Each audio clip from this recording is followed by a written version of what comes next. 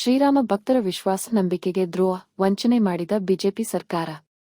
ಬೆಂಗಳೂರು ಕಾಂಗ್ರೆಸ್ ಭವನ, ಅಯೋಧ್ಯೆ ಶ್ರೀರಾಮ ಮಂದಿರದಲ್ಲಿ ಭಕ್ತರು ನೀಡಿದ ದೇಣಿಗೆ ಮತ್ತು ಹುಂಡಿ ಹಣ ಲೂಟಿ ಮಾಡಿದ ಭಕ್ತರ ಭಾವನೆಗಳಿಗೆ ನಂಬಿಕೆ, ವಿಶ್ವಾಸಕ್ಕೆ ದ್ರೋಹ ಬಗೆದ ಮುಖ್ಯಮಂತ್ರಿ ಯೋಗಿ ಆದಿತ್ಯನಾಥ್ ಮತ್ತು ಶ್ರೀರಾಮ ಮಂದಿರ ಟ್ರಸ್ಟ್ ಮಂಡಳಿ ಮತ್ತು ಸಿಬ್ಬಂದಿಗಳ ವಂಚನೆ ವಿರುದ್ಧ ಕೆಪಿಸಿಸಿ ಪ್ರಧಾನ ಕಾರ್ಯದರ್ಶಿ ಎಸ್. ಮನೋಹರ್ ರವರು ನೇತೃತ್ವದಲ್ಲಿ ಬೃಹತ್ ಪ್ರತಿಭಟನೆ.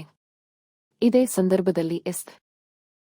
ಮನೋಹರ್ ರವರು ಮಾತನಾಡಿ, ಅಯೋಧ್ಯೆ ಶ್ರೀರಾಮನ ಹೆಸರಿನಲ್ಲಿ ಅಧಿಕಾರಕ್ಕೆ ಬಂದ ಬಿಜೆಪಿ ಪಕ್ಷ ಇಂದು ಶ್ರೀರಾಮನ ಹೆಸರಿನಲ್ಲಿ ಕೋಟ್ಯಂತರ ರೂಪಾಯಿ ಭಕ್ತರ ನೀಡಿದ ಹಣವನ್ನು ಲೂಟಿ ಮಾಡುತ್ತಿದೆ. ಕಳೆದ 5 ವರ್ಷಗಳಿಂದ ಶ್ರೀರಾಮ ಮಂದಿರದ ಹುಂಡಿ ಹಣ, ಚಿನ್ನ, ಬೆಳ್ಳಿ ಬೆಲೆ ಬಾಳುವ ವಸ್ತುಗಳು ಕಳ್ಳತನವಾಗಿದೆ. ಇದಕ್ಕೆಲ್ಲ ಕಾರಣ ಆರ್ಎಸ್ಎಸ್ ಮತ್ತು ಬಿಜೆಪಿ ಕೇಂದ್ರ ಸರ್ಕಾರ ಹಾಗೂ ಅಲ್ಲಿನ ಮುಖ್ಯಮಂತ್ರಿ ಯೋಗಿ ಆದಿತ್ಯನಾಥ್ ರವರು. ಶ್ರೀರಾಮನ ಹುಂಡಿ ಹಣವನ್ನು ಕಳ್ಳತನ ಮಾಡಿರುವ ಬಿಜೆಪಿ ಭ್ರಷ್ಟ ನಾಯಕರಿಗೆ ನರೇಂದ್ರ ಮೋದಿ ಸರ್ಕಾರ, ದೇಶದ್ರೋಹಿ